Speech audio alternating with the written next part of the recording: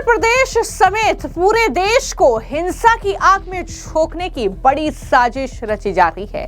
जी हां, समाजवादी पार्टी के नेता और अखिलेश यादव के करीबी सपा विधायक रविदास मल्होत्रा ने एक ऐसा ही बयान दिया है जिससे उनके मंसूबे देश के लिए और प्रदेश के लिए क्या है ये साफ होता है कि किस तरीके से वो युवाओं को भड़काकर हिंसा अराजकता फैलाने का खुला आह्वान कर रहे हैं। दरअसल समाजवादी पार्टी के विधायक हैं रविदास मल्होत्रा, जिन्होंने हाल ही में न्यूज एजेंसी INS को दिए गए इंटरव्यू में देश के युवाओं को भड़काया है। उन्होंने कहा कि युवाओं को नेपाल, श्रीलंका और बांग्लादेश की तरह सरकार को उखाड़ फेंकने के लिए सड़कों पर उतरना चाहिए और उन्होंने ये भी कहा कि जब वो सरकार को उखाड़ फेंकेंगे तो उसके बाद ही उनकी बातें देश में सुनी जाएगी। जाहिर तौर पर ये बौखलाहट है, ये चुनावी हार की वजह है कि इस तरीके के बयान उनकी तरफ से सामने आ रहे हैं और वो देश के युवाओं को भड़काते हुए उन्हें सड़कों पर उतरने के लिए आह्वान कर रहे हैं, मजबूर कर रहे हैं। और इस तरीके से क्योंकि चुनाव भी करीब है, उत्तर प्रदेश में 2027 में चुनाव होना है, तो उससे पहले इस तरीके से युवाओं को अब हथियार बनाना चाहती है समाजवादी पार्टी और उनके नेता, जो खुलेआम ये कह रहे हैं कि श्रीलंका में जो हुआ, नेपाल में जो हुआ, बांग्लादेश में जो हुआ, अब वही हाल भारत में भी हो। सरकार को सत्ता से उखाड़ फेंकने के लिए अब युवा सड़कों पर उतरे। अब सवाल यह है कि उस उत्तर प्रदेश में रहकर ये समाजवादी पार्टी के विधायक रविदास मल्होत्रा बयान दे रहे हैं, जहां पर प्रदेश के मुखिया यानी योगी आदित्यनाथ लगभग हर रोज वो हर मंच से प्रदेश में कानून व्यवस्था बेहतर रहे इसकी बात करते हैं। वो दंगइयों, माफियाओं और इस तरीके के अपराधियों और इस तरीके की अराजकता का आह्वान करने वालों पर हमलावर नजर आते हैं।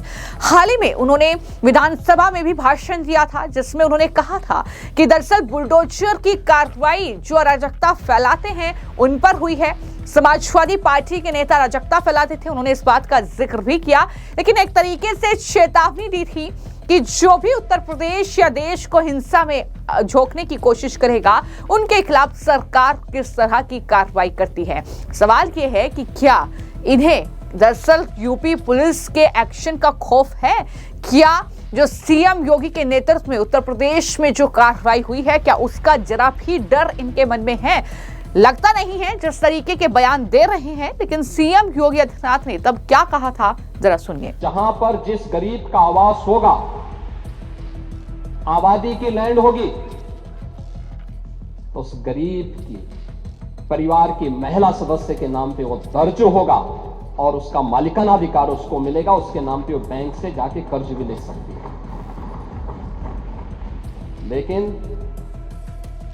लेकिन अगर उस आबादी की लैंड पर या किसी सरकारी लैंड पर कोई माफिया कब्जा करके जबरदस्ती उसको मॉल बना करके या कोई वसूली का अड्डा बना करके उसके माध्यम से अनैतिक और अवैध गतिविधियों का संचालन करके कोई छांगुर जैसा व्यक्ति वहां पे अनैतिक गतिविधियों का संचालन करेगा तो उसमें बुलडोजर भी चलेगा, उसको भी कोई रोक नहीं सकता। और इसलिए सुरक्षा का यह वातावरण हर व्यक्ति के लिए आवश्यक है और उस सुरक्षा का वातावरण ने परसेप्शन बदला है यूपी का। पूरे यूपी की सुरक्षा के इस वातावरण पर आज हर व्यक्ति कह सकता है कि आज यूपी में इन्वेस्टमेंट आ रहा है। मैं उस पर भी चर्चा करूंगा।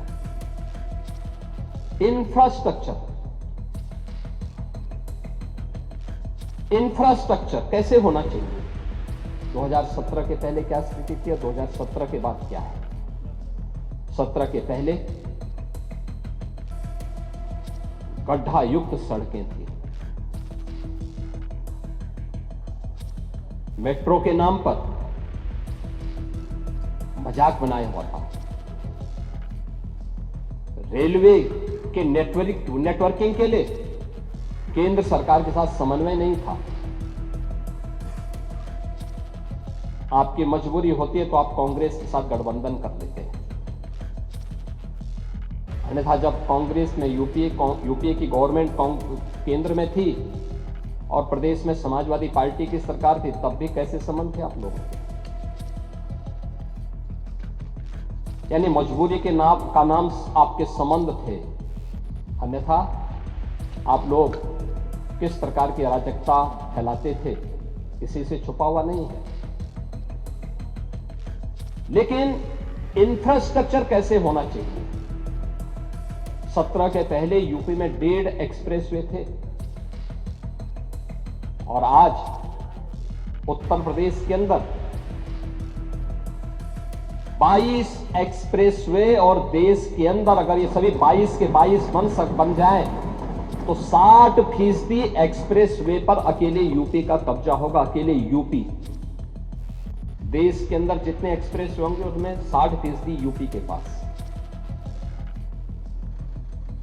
रेलवे का सबसे बड़ा नेटवर्क आज के दिन पर यूपी में है, 16,000 किलोमीटर का। इंटर स्टेट कनेक्टिविटी 4 लेन की,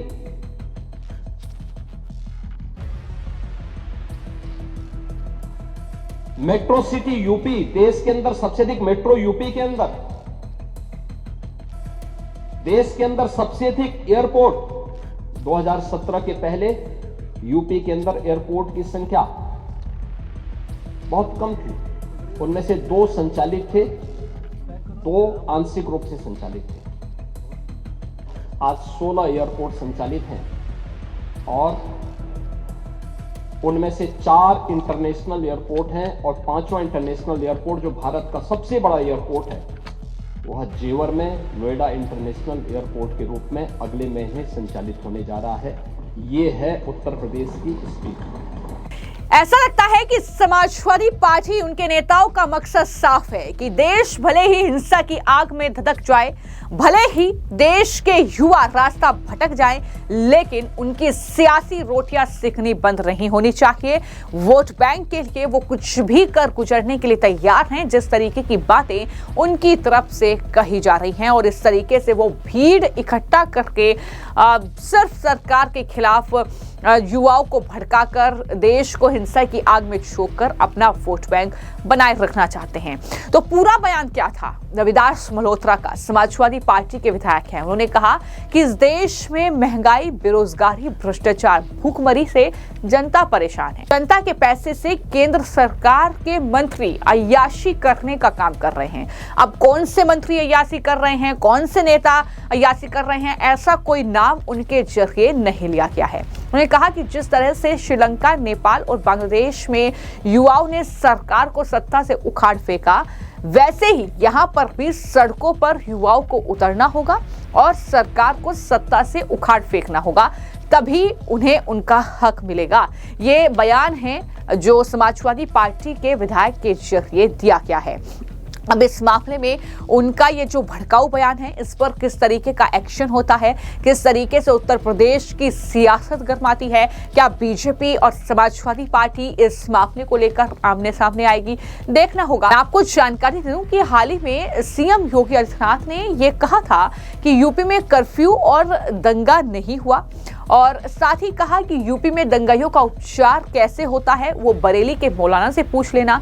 ये तमाम बातें सीएम योगी ने कही थी। बार बार उन्होंने अपराधियों, दंगाइयों और इस तरीके से अराजकता फैलाने वालों को चेतावनी दी और कहा कि दरअसल जो दंगाई इस तरीके से समाजवादी पार्टी और पिछली सरकारों में खुलेआम घूमते थे, वो अब पुलिस के सामने घुटने टेक रहे हैं। अराजकता करने वालों की छाती पर बुलडोजर गरज रहा है। ये तमाम बातें सीएम योगी के जरिए कही गई थी। बावजूद इसके कुछ इस तरीके से ये कहीं ना कहीं साफ तौर पर समाजवादी पार्टी के नेता आह्वान कर रहे हैं, युवाओं को भड़का रहे हैं और देश में अराजकता फैलाने की एक बड़ी साजिश को अंजाम देने की कोशिश कर रहे हैं। लेकिन किस तरीके की कार्रवाई इस मामले में समाजवादी पार्टी के विधायक पर होगी, क्या कुछ एक्शन होगा, किस तरीके से सीएम योगी की क्या कोई प्रतिक्रिया इस मामले पर सामने आएगी, ये देखना होगा।